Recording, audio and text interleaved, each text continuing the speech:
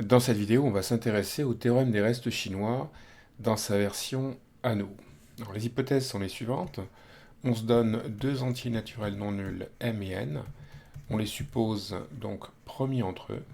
Et on va démontrer que les anneaux z sur mz croix z sur nz, donc ça c'est un anneau produit, est isomorphe à l'anneau z sur mnz.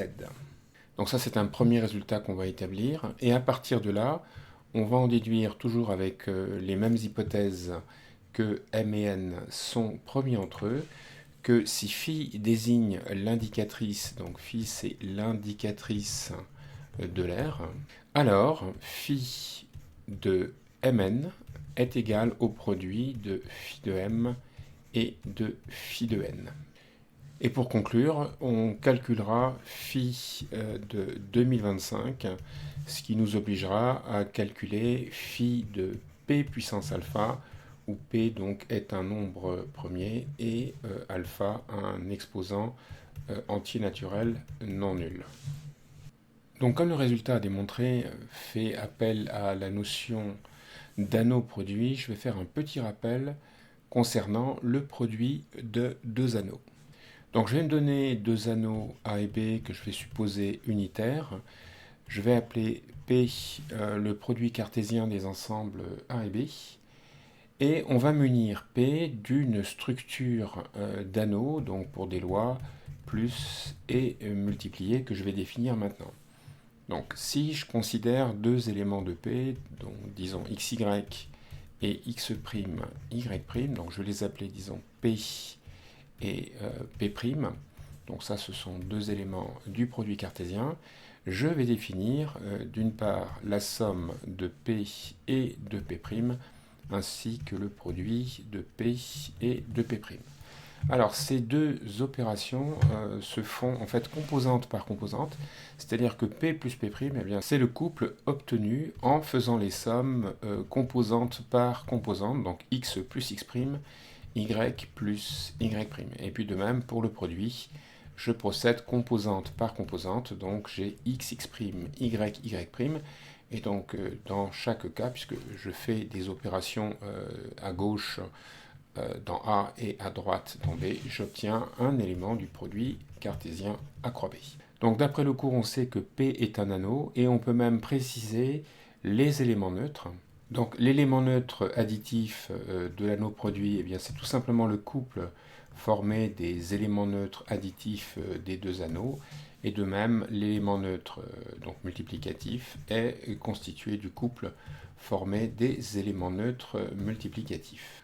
Donc la démonstration du résultat à établir va supposer connu le théorème d'isomorphisme. Pour démontrer le résultat, on va introduire l'application phi qui va de l'anneau z dans l'anneau produit z sur mz croix z sur nz. Et donc phi est défini de la manière suivante. L'élément x de z a pour image donc un couple qui va être la classe de x modulo m, que je vais noter avec une barre, et la classe du même x modulo n, que je vais noter avec un point. Donc montrons que phi est un morphisme d'anneau. Pour cela, je dois vérifier les trois conditions suivantes.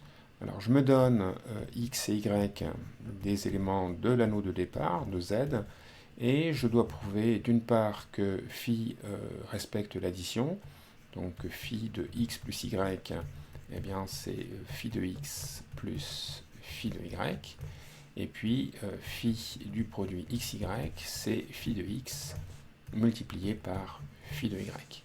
Et puis je dois également prouver que l'image par phi du neutre de z, c'est-à-dire 1, eh bien c'est le neutre de l'anneau produit, et on a vu tout à l'heure que le neutre de l'anneau produit, c'était le couple formé des neutres multiplicatifs, donc ça fait ici à chaque fois la classe de 1.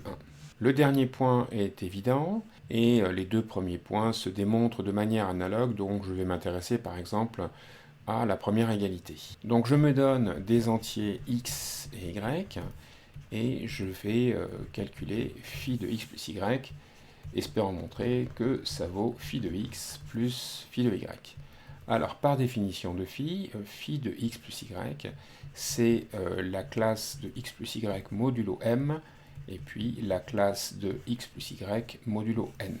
Par définition des lois quotient, ça fait la classe de x plus la classe de y modulo m, et puis ça, c'est la classe de x plus la classe de y modulo n. Par définition de la loi produit, je vois que je peux décomposer le couple de la manière suivante. Classe de x modulo m, classe de x modulo n, plus classe de y modulo m, classe de y modulo n. En effet, pour le vérifier, je regarde composante par composante. Quand je regarde la première composante, classe de x plus classe de y, ça correspond bien à la première composante du couple qui est au-dessus, et c'est pareil pour la deuxième composante. Maintenant, dans le premier terme, je reconnais phi de x, et dans le deuxième terme, je reconnais phi de y, et j'ai donc prouvé, comme souhaité, que phi de x plus y est égal à phi de x plus phi de y. Donc ainsi, on a montré que phi était un morphisme d'anneau. J'ai signalé tout à l'heure que la démonstration du résultat supposait connu le théorème d'isomorphisme. Donc, on va l'appliquer ici à phi, et pour ça, on a besoin de déterminer le noyau de phi. L'entier x appartient au noyau de phi. Si je regarde la définition de phi, eh bien, si et seulement si la classe de x modulo m est égale à 0 et la classe de x modulo n est égale également à 0. En effet, on a vu tout à l'heure que le neutre additif du groupe produit était le couple formé par les neutres additifs des différents anneaux. Or, on sait très bien que dans l'anneau Z sur MZ, la classe de x est égale à la classe de 0 si et seulement si x est un multiple de m. Et puis c'est pareil pour l'autre anneau, donc j'ai l'équivalence suivante, m divise x et n divise x. Finalement, si je récapitule, je vois que x est dans le noyau, si et seulement si x est un multiple commun de m et de n. Or, le cours d'arithmétique nous dit que, d'une manière générale, x est un multiple commun de m et de n si et seulement si x est un multiple du PPCM de m et de n. Autrement dit, x appartient à l'ensemble des multiples du PPCM de m et de n, qui est donc l'ensemble PPCM de m et de n, z. Si je regarde le début et la fin, eh bien, je me rends compte que le noyau de phi, c'est l'idéal engendré par le PPCM de m et de n, z. Maintenant, on sait que m et n sont premiers entre eux. Donc, d'après le cours d'arithmétique, on peut dire que le PPCM de m et de n, c'est le produit mn. Donc finalement, le noyau de phi, eh bien, c'est l'idéal mnz. Donc j'ai dit que le résultat supposait connu le théorème d'isomorphisme. Je vais le rappeler maintenant. Supposons que phi soit un morphisme d'anneau de l'anneau A dans l'anneau B. Alors le théorème d'isomorphisme nous dit que le quotient de l'anneau de départ par le noyau de phi, eh bien, est isomorphe à l'image de phi. Donc il s'agit d'un isomorphisme d'anneau. L'anneau qui est à gauche, c'est l'anneau quotient, et l'anneau qui est à droite, c'est l'image directe de l'anneau A, et on sait que c'est un sous-anneau de l'anneau B. On va appliquer le théorème d'isomorphisme à notre morphisme phi de tout à l'heure. On avait vu que c'était un morphisme d'anneau. Et donc on peut écrire que le quotient de z par le noyau de phi. Alors le noyau de phi, on avait vu que c'était l'idéal mnz. Il est donc isomorphe à l'image de phi. Alors ce qu'on sait de l'image de phi, c'est que c'est un sous-anneau de l'arrivée, donc de z sur mz croix z sur nz. Donc si on se fie au résultat à démontrer, on comprend que l'image de phi est sans doute égale à z sur mz croix z sur nz. On va donc déterminer l'image de phi, mais en fait on ne va pas rechercher directement l'image de phi. Donc on a un isomorphisme entre ces deux anneaux, et l'anneau de gauche est fini.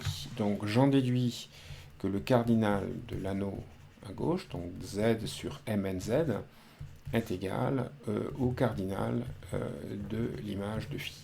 Alors je sais que le cardinal de z sur kz avec k supérieur ou égal à 2 est égal à K, donc le cardinal de l'anneau à gauche, c'est Mn.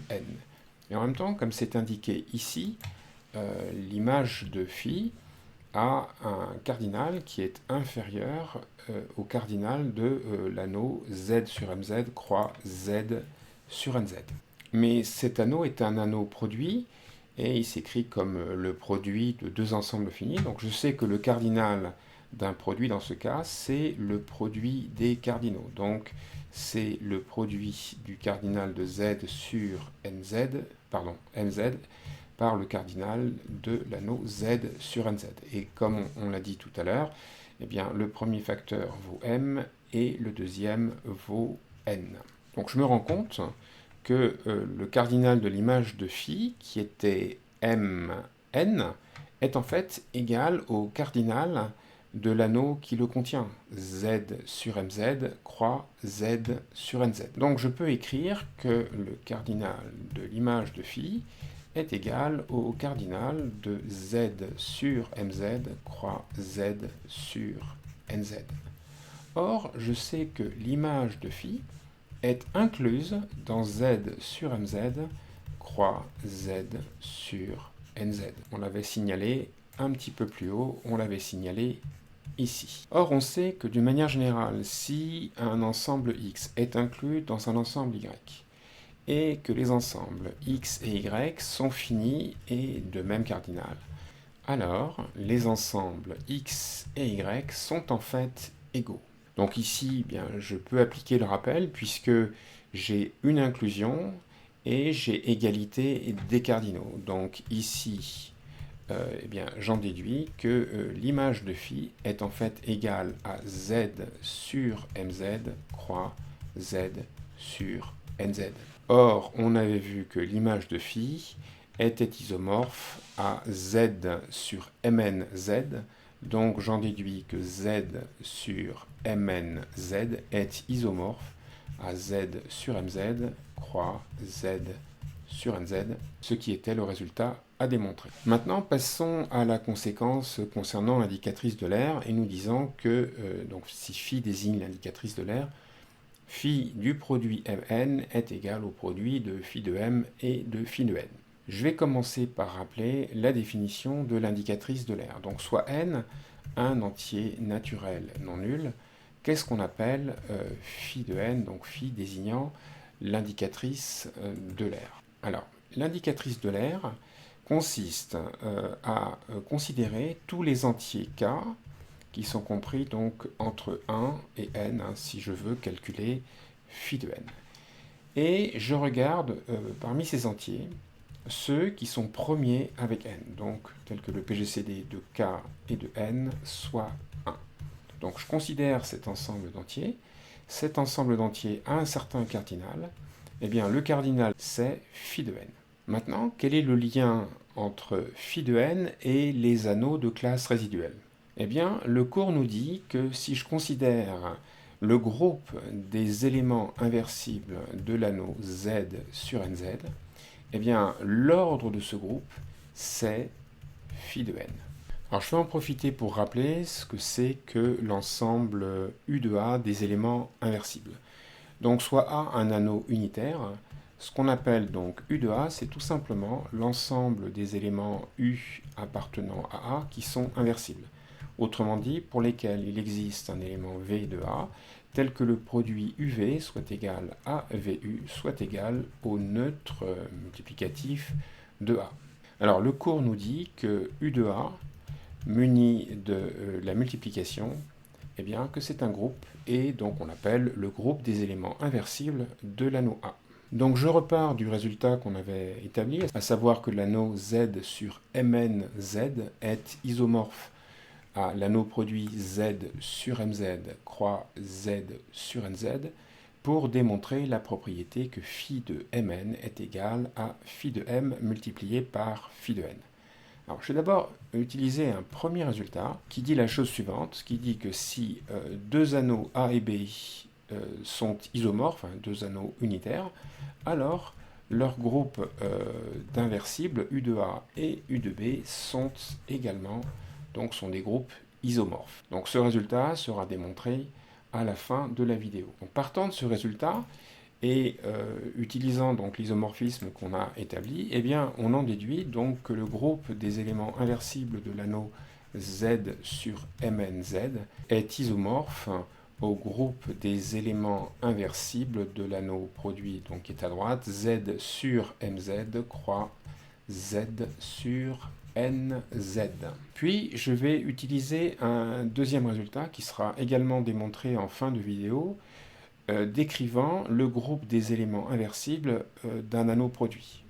Donc, le groupe des éléments inversibles de l'anneau produit A croix B, eh bien, c'est tout simplement égal au produit des groupes des éléments inversibles. Donc, si j'applique ce résultat à l'isomorphisme précédent, j'obtiens que le groupe des éléments inversibles de l'anneau Z sur MnZ est donc isomorphe au produit du groupe des éléments inversibles de l'anneau Z sur MZ et du groupe des éléments inversibles de l'anneau Z sur NZ. À partir de là, comme j'ai un isomorphisme entre deux anneaux finis, j'ai donc une bijection, et j'en déduis donc que le cardinal, donc l'ordre du groupe qui est à gauche, eh bien, est égal à l'ordre du groupe produit du groupe des éléments inversibles de l'anneau Z sur MZ et du groupe des éléments inversibles de l'anneau Z sur NZ. Donc ici, les ensembles sont finis. Donc je sais que le cardinal d'un produit cartésien, c'est le produit des cardinaux. Donc ici, ça me fait le cardinal du groupe des inversibles de Z sur MZ, multiplié par l'ordre du groupe des inversibles de l'anneau Z sur NZ. Or, j'ai rappelé tout à l'heure que le groupe des éléments inversibles de l'anneau Z sur KZ, eh bien, c'était phi de K, où phi est l'indicatrice de l'air. Donc, l'égalité ci-dessus serait écrit pour le membre de gauche phi de Mn, et puis ce premier facteur vaut phi de M, et le deuxième facteur vaut phi de N. Donc j'ai égalité, phi de Mn est égal à phi de M multiplié par phi de N, et c'est bien ce qu'il fallait démontrer. Donc on va utiliser le résultat précédent pour calculer phi de 2025. Donc je vais essayer de décomposer 2025 en un produit de facteurs premiers. Donc 2025, eh bien, c'est un multiple de 25 parce que c'est 2000 plus 25. Et 2000, ben, c'est 2 fois 1000, mais 1000 c'est 10 fois 100, et 100 c'est 4 fois 25. Donc j'obtiens cette égalité, je peux mettre 25 en facteur, et j'obtiens donc 2 fois 10, 20, multiplié par 4, ça fait 80, plus 1, ça fait donc 81. Et donc j'en déduis la factorisation suivante, ça fait 5 au carré multiplié par 3 puissance 4. Et j'ai donc décomposé 2025 en un produit de facteurs premiers. Donc ici, je vois que les facteurs 25 et 81 sont évidemment premiers entre eux, puisque ce sont des puissances de nombres premiers différents. Donc lui, je pourrais l'appeler, disons, M, lui, je pourrais l'appeler N, et bien sûr, donc M et N sont premiers entre eux. Ça veut donc dire que je peux appliquer le résultat précédent. Donc phi de 2025, c'est phi de Mn, du produit Mn, et donc ça fait phi de M multiplié par phi de N. Donc vu la forme de M et N, je vois que je suis amené à m'intéresser au calcul des phi de P puissance alpha, où P est un nombre premier et alpha donc est un exposant qui va être un entier naturel non nul. Pour calculer phi de P puissance alpha, je vais revenir à la définition de l'indicatrice de l'air. Donc phi de P puissance alpha, c'est le cardinal de l'ensemble des entiers K compris au sens large entre 1 et P puissance alpha et qui sont premiers avec P puissance alpha, autrement dit tel que le PGCD de K et de P puissance alpha soit égal à 1. Donc c'est le cardinal de cet ensemble. Maintenant, supposons que le PGCD de K et de P puissance alpha soit égal à 1. Alors je rappelle que alpha est supérieur ou égal à 1. Alors je dis que P ne divise pas K. En effet, si P divisait K, à ce moment-là, comme alpha est plus grand que 1, eh bien, j'aurais P qui divise P puissance alpha, donc P serait un diviseur de cet élément, et par hypothèse, j'ai dit que P diviserait K, et ça veut dire que le PGCD de K et de P puissance alpha, ce serait un multiple de P et non pas 1. Donc pour démontrer ça, j'ai utilisé que alpha était supérieur ou égal à. Maintenant, inversement, supposons que P ne divise pas K et montrons que le PGCD de K et de P puissance alpha c'est 1. Alors qu'est-ce que je peux dire du PGCD de K et de P puissance alpha? Eh bien, je sais que le PGCD est un diviseur commun, donc c'est un diviseur de P puissance alpha. Or, comme P est premier, le cours d'arithmétique nous dit que les diviseurs de P puissance alpha sont de la forme P puissance bêta, où bêta est un entier positif ou nul. Alors supposons un instant que bêta soit supérieur ou égal à 1. Alors à ce moment-là, ça entraîne que P puissance bêta est divisible par P. Et par conséquent, je vois que P puissance bêta est un diviseur commun de K et de P puissance alpha, mais donc un diviseur de K. Et comme P divise P puissance bêta, eh bien j'en déduis que P divise K. Or justement, j'ai supposé que P ne divisait pas K. Donc j'en déduis que bien, ceci eh bien, c'est absurde. Et c'est donc que bêta est en fait égal à 0. Mais si bêta est égal à 0, ça veut dire qu'à ce moment-là, le PGCD, c'est P puissance 0 est égal à 1. Et donc ça me prouve bien la réciproque, c'est-à-dire que K et P puissance alpha, si P ne divise pas K, eh bien ils sont premiers entre eux. Donc finalement, on peut écrire que phi de P puissance alpha, c'est le cardinal de l'ensemble des entiers K compris entre 1 et P puissance alpha, tel que P ne divise pas K. Maintenant, au lieu de calculer le cardinal de cet ensemble, je vais plutôt regarder ce qui se passe si P divise K, et donc je vais considérer le complémentaire de cet ensemble dans l'ensemble des cas possibles. Et par conséquent, je vois que phi de P puissance alpha, c'est donc égal, le cardinal de l'ensemble des cas possibles, eh bien c'est P puissance alpha, donc ça fait P puissance alpha, moins le cardinal du complémentaire. Donc qu'est-ce que c'est que M ici? Le complémentaire, eh bien c'est l'ensemble des entiers K compris entre 1 et P puissance alpha, et tel que cette fois, P divise K.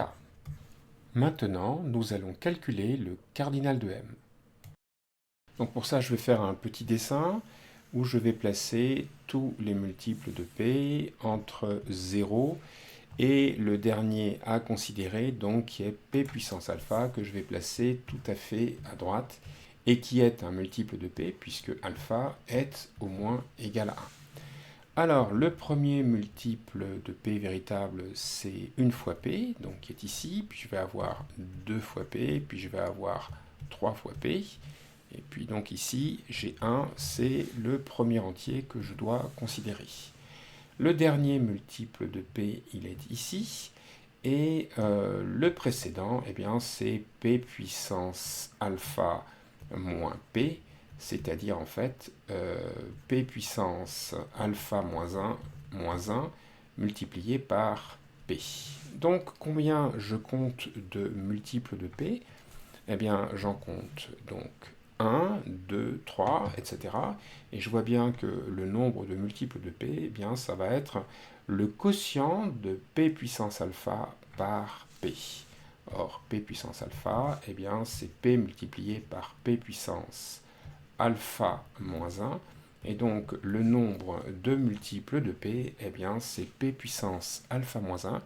Donc je viens de prouver que le cardinal de l'ensemble M, c'était P puissance alpha moins 1, et j'en déduis donc que phi de P puissance alpha, eh bien, est égal à P puissance alpha moins P puissance alpha moins 1, que je peux avantageusement écrire P puissance alpha moins 1, facteur de P moins 1, étant entendu que je dois comprendre p puissance alpha moins 1 comme le nombre qui est ici, p puissance alpha divisé par p. Donc je reviens au résultat qu'on avait établi tout à l'heure, phi de 2025, c'est phi de m, phi de n, donc ce qui donne phi de 5 au carré multiplié par phi de 3 puissance 4. Donc je vais appliquer la formule qui est au-dessus. Alors je vais l'appliquer peut-être directement avec phi de 3 puissance 4. Donc ça me fait 3 puissance 3, ce qui fait donc 81 divisé par 3, c'est-à-dire ça fait 27, facteur de p-1, ici p égale 3, hein, donc ça nous fait multiplier par 3 moins 1. Et puis de même, phi de 5 au carré, eh bien ça fait 5 au carré divisé par 5, ça fait 5, facteur de 5 moins 1, et c'est le produit de tout ça. Donc, ça nous fait 5 multiplié par 4, multiplié par 27, multiplié par 3 moins 1, 2. Je vais regrouper le 5 et le 2 ensemble, ça va faire 10. 4 fois 27, ça fait 80, et 28, ça fait 108. 108 multiplié par 10, ça fait 1080. Donc, voilà ce que vaut phi de 2025. Donc comme annoncé, on va prouver que si A et B sont des anneaux unitaires isomorphes, alors les groupes d'éléments inversibles des anneaux sont également isomorphes. Alors puisque les anneaux A et B sont isomorphes, ça veut dire que il existe un isomorphisme d'anneaux de A sur B que je vais appeler phi. Grâce à phi, je vais définir, ou je vais tenter de définir un isomorphisme du groupe U de A sur le groupe U de B. Donc plus précisément, je vais définir l'application phi tilde suivante. L'ensemble de départ, ça va être U de A, et l'élément petit a va avoir pour image par phi tilde tout simplement phi de A. Donc a priori, ce que je peux dire de phi de A, c'est qu'il appartient à B, mais en fait, on va montrer que phi de A appartient à U de B, c'est-à-dire au groupe des éléments inversibles de l'anneau B. Donc commençons par établir que phi tilde est bien défini. Donc je vais partir d'un élément petit a appartenant au groupe des éléments inversibles de l'anneau A, et je vais démontrer que cet élément, phi de A, il appartient effectivement au groupe des éléments inversibles de l'anneau B. Donc il suffit de traduire. Si A est un élément inversible de l'anneau A, ça veut dire qu'il existe un élément A' de grand A, tel que A' égale A' égale le neutre de A. À partir de là, je vais appliquer le morphisme d'anneau phi, et j'obtiens donc phi de A' égale phi de A' est égal à phi du neutre de A.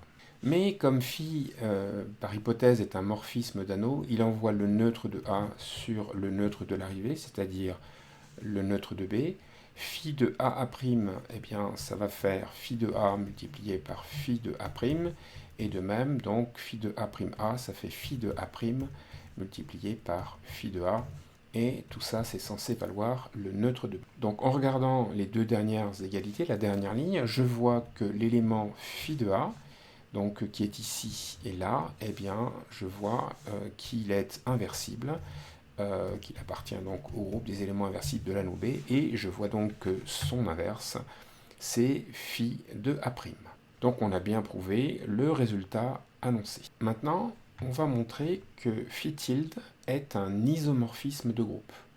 Donc pour ça, on a besoin de démontrer d'une part que phi tilde est un morphisme de groupe, et puis on va démontrer donc que phi tilde est bijectif, et plus précisément que phi tilde est injectif et surjectif. Donc que phi tilde soit un morphisme de groupe est quasiment évident, puisque phi tilde de A est égal à phi de A, et phi est un morphisme d'anneau, donc phi respecte la multiplication.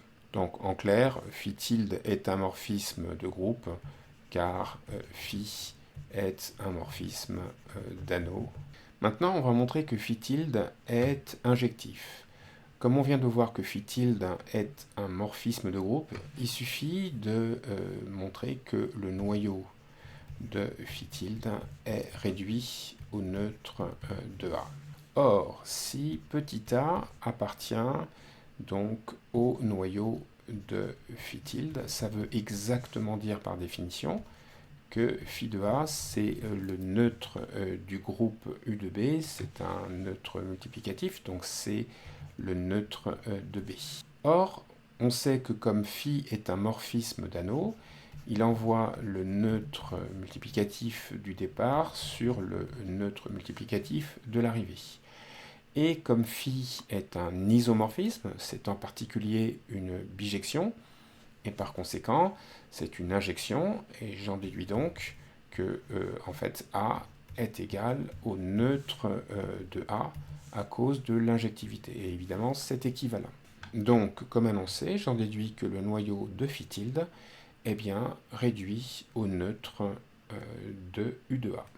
Et par conséquent, phi tilde est une application injective.